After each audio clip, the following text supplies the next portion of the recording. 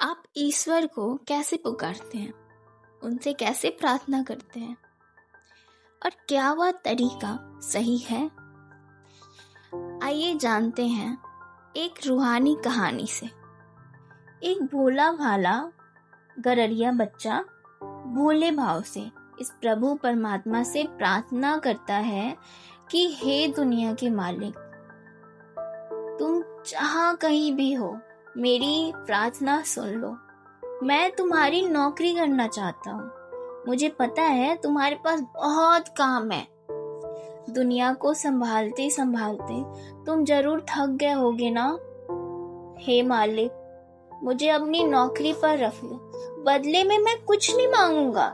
रोज तुम्हारी सेवा करूंगा, तुम्हारे सिर में कंघी करूंगा, पाँव दबाऊंगा, तुम्हारे लिए दूध भी लेके आऊंगा, तुम्हारे लिए दही लाकर रखूंगा और बिल्कुल भी नहीं सताऊंगा।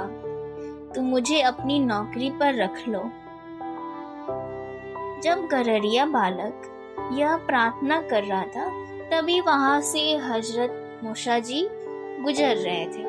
उन्होंने जब बच्चे के भोलेपन को देखकर प्रार्थना सुना तो वो बहुत क्रोधित हो गए और उन्होंने सोचा कि बच्चा अज्ञानता में प्रार्थना कर रहा है। तो बहुत क्रोधित से उन्होंने अपना गुस्सा सब निकाल दिया कि नादान बालक, तुझे मालूम है खुदा की इबादत कैसे करनी चाहिए? अरे बेवकूफ, तू तो खुदा का नाम ऐसे ले रहा है जैसे खुदा कोई इंसान हो, तुम्हारे सामने ही बैठा हो। तुम प्रार्थना कर रहे हो या खुदा का अपमान कर रहे हो? कम से कम सीख तो सही कि प्रार्थना कैसे होती है।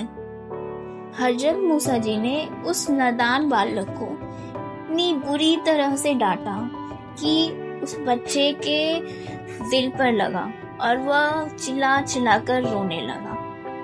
हजरत मूसा जब अपने स्थान पर पहुंचे, वहां वो प्रभु परमात्मा की प्रार्थना करना शुरू किए, तब उन्हें आवाज आई कि हे मूसा, आज तूने मेरे बंदे का दिल तोड़ा है, इसलिए मैं तुमसे बहुत नाराज हूँ, लेकिन उस बच्चे से बहुत खुश हूँ।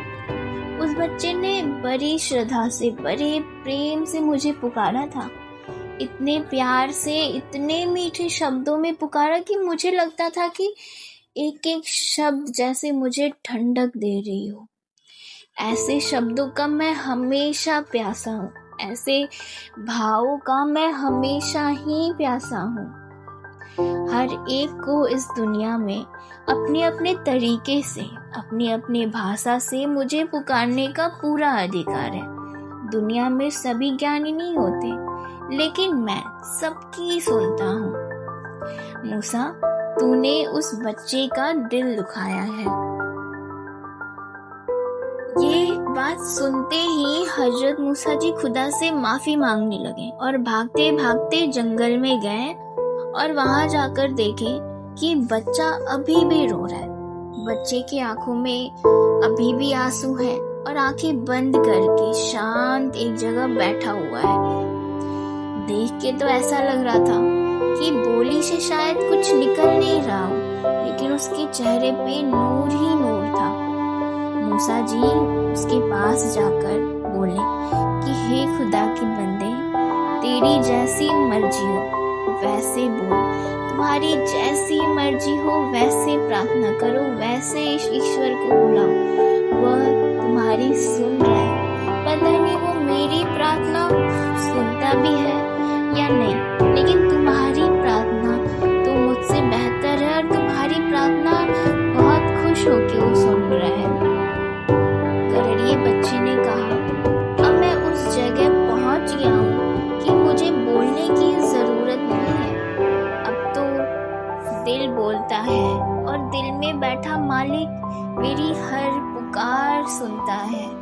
अब तो दिल ही दिल में बातें होती रहती हैं। अब ऐसा लगता है कि शब्द भी बहुत छोटे हैं। श्रद्धा किसी भाषा, किसी पढ़ाई, उम्र की गुलाम नहीं है। इसीलिए तो कबीर जी ने कहा है कि होठ कंठ हाले नहीं, ना ही जीव उचार, सहजे